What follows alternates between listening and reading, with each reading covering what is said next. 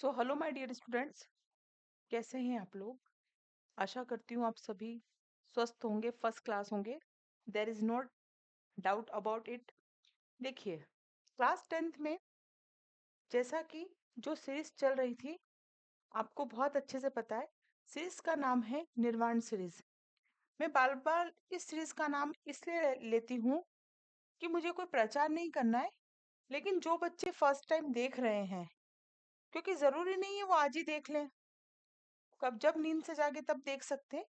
तो इस निर्वाण सीरीज के अंदर मैंने आप लोगों को बोला था कि मैं 500 प्लस क्वेश्चन हर सब्जेक्ट्स के आपको कराऊंगी। Very short, short, long, very long, objective type, fill in the blanks type, सारे टाइप्स के इसमें क्वेश्चन है। 500 प्लस क्वेश्चंस ये रहेंगे। इसके अंतर्गत जो सब्जेक्ट मैंने नहीं कराऊंगी वो आपका एक फिजिकल एजुकेशन जो सीबीएसई में है, संस्कृत और हिंदी, ये आप सेल्फ रेडी कर लीजिएगा। लेकिन जो आपके टिपिकल सब्जेक्ट हैं, एसएसटी, साइंस, इंग्लिश और मैथ्स, ये सब्जेक्ट्स में आपको इसमें कवर कराऊंगी। ओके, तो कहने का मतलब यही है, इंट्रोडक्शन बार बार इसलिए देती हूँ कि आपको पता रहे चल क्या रहा है। इसी के साथ कुछ और भी है जो मैंने आप लोगों को पहले बता दिया था। बच्चे हैं जो दुविधा में है, देखिए सीरियस हो जाइए। मैं बार बार कह रही हूँ आपको इस चीज को कि आप लोग थोड़ा सा सीरियस हो जाएं पढ़ाई के प्रति। अब 15-16 दिसंबर हो चुका है, आज 16 दिसंबर है जब मैं इस वीडियो को शूट कर रही हूँ। 16 दिसंबर के बाद आपका एग्जाम है। एग्जाम जो है आपका वो फरवरी के लास्ट वीक से स्टार्ट है। मतलब मोटा मोटा मान लो 20 दिन फरवरी के, मोटा मोटा है ना, 31 ना मान के 30 दिन ये और 15 दिन ये है। कर लो कैलकुलेट, कितना हो रहा है, तकरीबन 65 डेज सब होके। 65 डेज में आप एक काम कीजिएगा, हिंदी संस्कृत इनको तो छोड़ ही दो, ये जो चैप्टर है ना 4 सब्जेक्ट के, इनको ही काउंट करना। 65 से ज्यादा ही होंगे, सारे अलग अलग, ठीक है। 65 से ज्यादा ही होंगे। मतलब अगर आप लोग एक दिन में एक लेसन भी पढ़ते हैं, लर्न करते हैं, तो कम है आप लोगों के लिए। ऐसे में हम क्या करें, ऐसे में कुछ नहीं करना है, ज्यादा दिमाग नहीं दौड़ाना है। निर्वाण सीरीज के अंतर्गत मैंने सभी इंपॉर्टेंट क्वेश्चंस को ही लिया है, आप उन्हें लर्न कर लें। कॉपी पेन लेकर बैठे। अगर ऐसा लग रहा है थोड़ा सा, अगर आप मुझ पे फेथ नहीं कर पा रहे हैं, तो जो एनसीईआरटी बुक है उससे क्वेश्चन मैच कर लीजिए आप कि हाँ मैडम जो पढ़ा रही है वो हमारे काम का है या नहीं है, क्योंकि फेथ भी जरूरी है। तो इसी के मद्देनजर मैंने एक निर्वाण टेस्ट सीरीज स्टार्ट की है। ये टेस्ट सीरीज कोई 2-4 हज़ार की नहीं है, मात्र 100 रुपए की है। और 100 रुपए भी प्राइस इसलिए है कि फ्री में मिला हुआ कुछ अच्छा नहीं लगता। 100 रुपए प्राइस है, इच्छा हुई थी फ्री में ही चलाऊं, बट इसकी 100 रुपीज प्राइस मैंने रख दी है ना। इसमें आप एक बेहतरीन मार्गदर्शन पाएंगे। ये मैं कैसे होगा क्या होगा प्रीवियस वीडियो में बता चुकी हूँ। उसके बावजूद भी अगर कोई सिर्फ यही वीडियो देख रहा है, तो अधिक जानकारी के लिए आप मुझे इस नंबर पे मैसेज कर सकते हैं। मैसेज करना है, कॉल पर मैं किसी तरह की कोई इन्फॉर्मेशन नहीं दूंगी। बार बार कहने के बावजूद भी बच्चे कॉल कर रहे हैं, मैं कुछ भी इन्फॉर्मेशन नहीं दूंगी। आप मैसेज करेंगे तो हो सकता है 1 घंटे बाद, 2 घंटे बाद या एक दिन बाद आपको रिप्लाई जरूर आएगा। 25 दिसंबर के बाद मैं इसमें किसी को भी ऐड नहीं करूंगी, ठीक है। बहुत अच्छी सीरीज है, अगर आप चाहते हैं वाकई आपके परसेंट बने और अच्छा करे तो आप ज्वाइन करें। अदरवाइज कोई प्रॉब्लम नहीं है। पास आपको होना है, परसेंट आपको बनाना है, मेरा कोई रोल नहीं है। मेरा सिर्फ रोल है कि मैं आपको अच्छा मटेरियल प्रोवाइड करा सकूं, अच्छे से पढ़ा सकूं, ठीक है। चलिए, आप आ जाते हैं हम हमारे मेन टॉपिक पर। मेन टॉपिक जो था बेटा, ये लेसन नंबर 1 और 2 तो मैं इसमें आपको करवा चुकी हूँ। किसमें, इंग्लिश में, है ना। लेसन नंबर 1 और 2 ये आपका पोर्शन इसमें हो चुका है। लेसन नंबर 3 में एक्चुअली 2 स्टोरीज है। इन 2 स्टोरीज में फर्स्ट स्टोरी जो थी, हिज फर्स्ट फ्लाइट, ये मैं आपको करवा चुकी थी। मतलब ये चैप्टर की जो समरी थी, वो समरी मैं आपको समझा चुकी थी। जो क्वेश्चन आंसर्स इम्पोर्टेंट थे, वो मैंने आपको बता दिए थे। अब आज हम सेकंड समरी इसके पढ़ेंगे। सेकंड समरी अगर आप देखते हैं तो जो सेकंड समरी है, फर्स्ट है द फर्स्ट फ्लाइट, है ना, और सेकंड है द ब्लैक एरोप्लेन। इसको ब्लैक एरोप्लेन क्या क्यों कहा गया है? इसमें एक्चुअली एक पायलट है जो कि बहुत एक महत्वाकांक्षी आ, महत्वाकांक्षी इच्छा रखता है, ऐसा कह सकते हैं, और कुछ उसके सपने हैं। उन सपनों के लेकर वो उस फ्लाइट में बैठता है। देखते हैं, समरी पढ़ेंगे, समझ में आ जाएगा। ज्यादा लोड लेने की आवश्यकता नहीं है। ज्यादा ही अगर आपको लगता है कि नहीं यार हमें तो पूरा पढ़ना है, तो फिर अपन स्कूल भी जा रहे हैं। ठीक है। This story black aeroplane is about a pilot who feels happy and content to fly over a city that is sleeping, मतलब कि एट नाइट टाइम। मतलब एक ऐसा पायलट है जो एक ऐसे शहर के ऊपर उड़ना चाहता है। पायलट कहाँ उड़ेगा? आसमान में। नीचे ऑब्वियसली बात है कि शहर होगा। तो वो एक ऐसे शहर के ऊपर उड़ना चाह रहा है जहां पर सिटी क्या हो रही है? स्लीपिंग है, मतलब सारा शहर सो रहा है। तो सारा शहर कब सोएगा? रात की कंडीशन में। यही मैंने हिंदी में लिखा है। कहानी ब्लैक एरोप्लेन एक पायलट के बारे में है जो एक ऐसे शहर के ऊपर से उड़ान भरने के लिए खुश और संघर्ष महसूस करता है जो कि क्या है? सो रहा है। मतलब कब? रात के समय। मतलब एक ऐसा पायलट है जो रात के समय क्या करना चाह रहा है? उड़ना विथ एरोप्लेन। ठीक है। He is flying from Paris to London. वो पेरिस से लंदन जाना चाहता है। While taking his flight, he dreams about the long holiday with his family.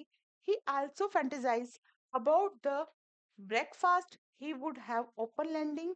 As soon as he crosses Paris, he gets a look of the dark clouds that were a sign of the upcoming storm. Storm का मतलब आंधी तूफान। पढ़ लेते हैं हिंदी भी। वो Paris से कहाँ जाना चाह रहा है? लंदन जाना चाह रहा है। अपनी उड़ान भरते समय वह अपने परिवार के साथ क्या करना चाहता है? लंबी छुट्टी के बारे में सपने देखता है। वो लैंडिंग पर शानदार नाश्ते के बारे में भी कल्पना करता है।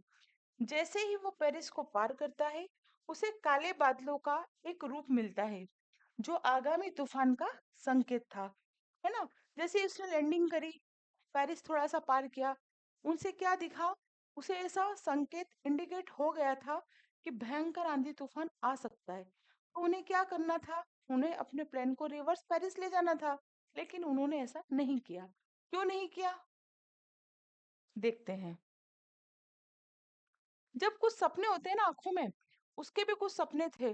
वो सोच रहा था कि मैं वापस जाऊंगा, फिर अपने सपने से दूर हो जाऊंगा, तो मैं क्या करूं, इस आंधी तूफान को ही पार कर लूं। तो देखिए उसकी मदद कैसे की गई। The right decision sorry would have been to turn back to Paris for the sake of safety. क्या होता राइट डिसीजन? कि वो कहाँ चला जाए वापस? बैक पेरिस, है ना। सुरक्षा के लिए पेरिस वापस जाने का निर्णय क्या होता? सही होता। बट लेकिन he is ours had hours had went by his dreams and not wanting to delay them risk the life of his passengers and had stayed into the storm. उसने क्या करा? उसको वापस चले जाना था, लेकिन उसने क्या करा? वह अपने सपनों से ढका हुआ है। मतलब उसकी आंखों में क्या पल रहे हैं? सपने पल रहे हैं, और उन्हें देरी नहीं करना चाहता। इसलिए उसने क्या करा?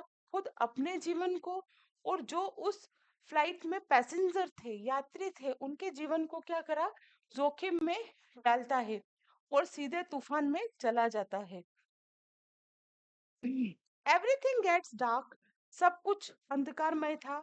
ही इज अनेबल टू सी। वो देख नहीं पा रहा था। All his direction instrument stopped functioning and he lost control of the plane. सारे जो भी इंस्ट्रूमेंट होते हैं प्लेन में, वो क्या हो चुके थे? फंक्शन करना बंद कर चुके थे, और वह अपना प्लेन से कंट्रोल भी खो चुका था। When all hope was lost, he saw another plane whose pilot was more than willing the rescues them मतलब कि सॉरी रेस्क्यू है रेस्क्यू देम। सब कुछ अंधेरा हो गया था, वो देखने में असमर्थ था। सभी दिशा उपकरणों ने काम करना बंद कर दिए थे, मतलब बता नहीं पा रही थी कि कौन सी दिशा में जा रहा है प्लेन। और उसने उसके विमान से क्या कर दिया था, नियंत्रण भी खो दिया था। जब सारी आशा खो गई तो उसने क्या करा, एक विमान देखा जिसका पायलट उन्हें बचाने के लिए क्या था, तैयार था। देखिए, जब पूरी शिद्दत से किसी चीज को चाहो तो पूरी कायनात लग जाती है ना। तो वो भी क्या था, अपने सपनों के लेकर आगे बढ़ रहा था। तो आप देखिए यहाँ पर उसको क्या दिख रहा है, इतने क्रिटिकल सिचुएशन में भी एक और प्लेन दिख रहा है जिसका पायलट उन्हें क्या करना चाह रहा है, बचाना चाह रहा है। आगे बढ़ते हैं। The other was panicking as there was very less amount of fuel left. The Animo's pilot guided them out of the storm and disappeared as soon as they saw light. Open landing. When he asked the lady control room about the other pilot, he is left in shock. When she says that is his was the only plane in the sky. Lady कहती है कि आपके अलावा कोई था ही नहीं। क्या? देखिए, लेखक घबरा गया। Just wait. लेखक घबरा गया क्योंकि बहुत कम मात्रा में क्या बचा था, ईंधन बचा था। गुमनाम पायलट ने उन्हें तूफान से बाहर निकाला और प्रकाश देखते ही गायब हो गया, मतलब कोई फरिश्ता ही था वो। उतरने पर जब वह नियंत्रण कक्ष में, मतलब क्या होता है, जैसे फ्लाइट लैंडिंग हुई तो नियंत्रण कक्ष होता है, कंट्रोल रूम होता है, जैसे सब कुछ क्या होता है, कंट्रोल होता है। तो वो आया पायलट दौड़ता दौड़ता, कौन, जो बच गया है। उसने पूछा महिला से, कि दूसरे पायलट के बारे में पूछता है। दूसरा पायलट कौन, जिसने उसकी मदद की। तो वह सदमे में रह जाता है जब वह कहती है कि आकाश में उसका एकमात्र विमान था। है ना, वो उसको तो पता है ना कि मैं तो भैया फंस गया था, कोई दूसरा पायलट आया, उसने मुझे क्या करा, बचाया। पर लेडी क्या कहती है कि भैया आप ही अकेले थे वहां, आपके अलावा कोई नहीं था। ठीक है, ये इसकी स्टोरी थी। स्टोरी पढ़ाना मैं इसलिए आवश्यक समझती हूँ कि स्टोरी के बिना कुछ समझ में नहीं आता। रटने से क्या होता है, रटने से कुछ भी नहीं होता है। रटते जाते सिस्टम ही गलत कर रखा है आपने अपनी स्टडी का। Why does the narrator say, I landed and was not sorry to walk away from the old Dakota? कथाकार क्यों कहता है, मैं उतरा और पुराना डकोटा से दूर जाने के लिए खेद नहीं था। ये एक स्टेटमेंट है लेखक के द्वारा। The narrator said these, narrator ने ऐसा कहा क्योंकि he had a scary and horrible experience flying that old Dakota. He was happy that he had landed the plane safely. That is why he was not sorry to walk away. है ना, कथाकार ने ऐसा इसलिए कहा क्योंकि उस पुराने डकोटा को उड़ाने का एक डरावना और भयानक अनुभव था। वो खुश था। क्यों खुश था? क्योंकि उसने विमान को सुरक्षित क्या कर लिया था, उतार लिया था। यही कारण है कि उसे दूर जाने का खेद नहीं था। दूर जाने का मतलब कि पेरिस से आगे जाने का, है ना। उससे कह रहे हैं कि आप रिटर्न नहीं आए तो इसका आपको खेद था क्या, आप आगे निकल गए, तूफान में फंस गए तो इसका खेद था। तो लेखक कहता है मुझे इसका कोई भी इतना सा भी खेद नहीं है, इतना सा भी दुख नहीं है। क्यों नहीं है? क्योंकि मैंने मेरे प्लेन को सुरक्षित उतार लिया है, इसलिए मुझे कुछ भी खेद नहीं है। उसका डिसीजन उसे राइट लगा। Question 2, what made the women is the control centre look at the narrator strangely? नियंत्रण केंद्र में महिला ने कथावाचक मतलब लेखक को अजीब तरह से क्यों देखा? तो क्यों देखा, आपको पता है। इसलिए देखा क्योंकि जब लेखक उतरे तो उन्होंने पूछा कि वेयर इज सेकंड पायलट, दूसरा पायलट कहाँ है, अदर पायलट। तो जो कंट्रोल रूम में बैठी महिला थी, उसे तो पता था कि विमान सिर्फ एक ही है, आसमान में विमान एक ही उड़ रहा है, तो भैया दूसरा किसके बारे में पूछ रहा है? इसीलिए उसने उसे कैसे देखा? आश्चर्यचकित।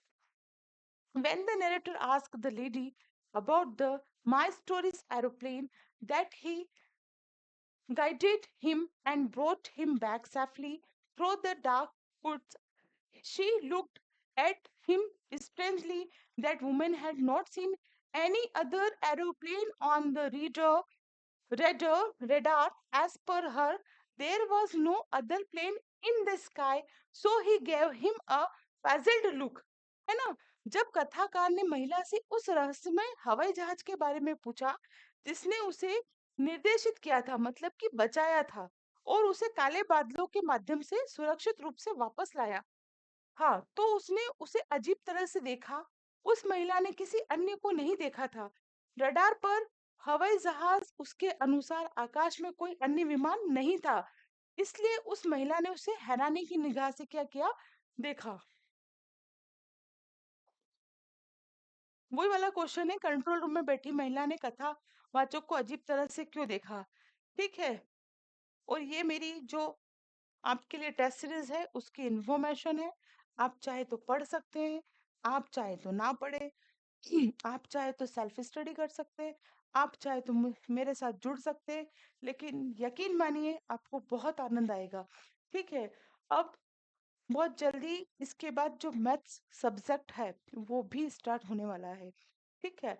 3 सब्जेक्ट तो मैं स्टार्ट कर चुकी हूँ, जिसमें एसएसटी और साइंस का पोर्शन काफी अच्छे से कवर हो गया है, और आगे उसको बढ़ाएंगे अपन।